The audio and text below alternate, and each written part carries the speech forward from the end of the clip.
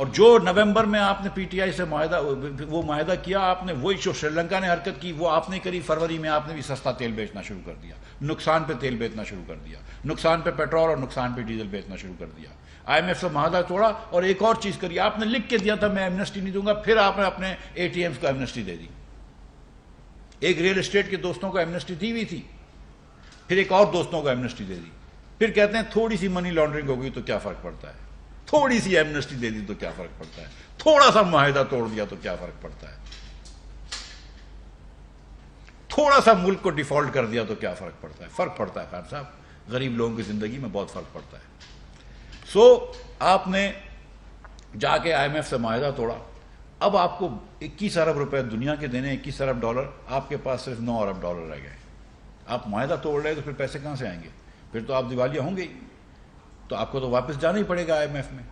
دوسرے دن، جس دن وزیر بنا اس کے دوسرے دن رات کو میں چلا گیا تھا آئی ایم ایف. پاگل نہیں ہوں، وقت ضائع نہیں کیا ہم نے جس طرح آپ نے کیا. ہم چلے گئے فوراً، ہم نے کہا بات کریں، چلے ٹیبل پہ بیٹھتے ہیں، بات کرتے ہیں، جو کرنا ہوگا وہ کریں گے پاکستان کی خاطر.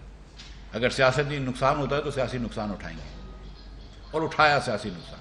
اور نہ صرف آپ نے حکومت کے ان کو خراب کر دیا، حکومت کے ایکسپینسز کو خراب کر دیا. آپ نے یہاں پر جو شخص ادھر آیا تھا کہہ کے کہ 50 لاکھ گھر بناؤں گا، مجھے بتائیں نا کتنے گھر بنائے، مجھے بتائیں کتنے لاکھ گھر بنائے، مجھے بتائیں کہ کیا 50,000 گھر بھی بنائے، مجھے بتائیں کہ کیا 5,000 گھر بھی بنائے. مجھے دکھا دیں وہ 5,000 لوگ جن کو آپ نے گھر بنا کے دیے ہیں. سیریسلی مجھے دکھا دیں. 1 لاکھ لوگوں کو نوکریاں دی ہیں آپ نے، 1 لاکھ آدمی کو نوکری دی ہے. 65 لاکھ لوگ آج زیادہ ان امپلائڈ ہے بنسبت 2018 کے، عمران خان کی نااہلی کی وجہ سے، عمران خان کی غلط پالیسیوں کی وجہ سے.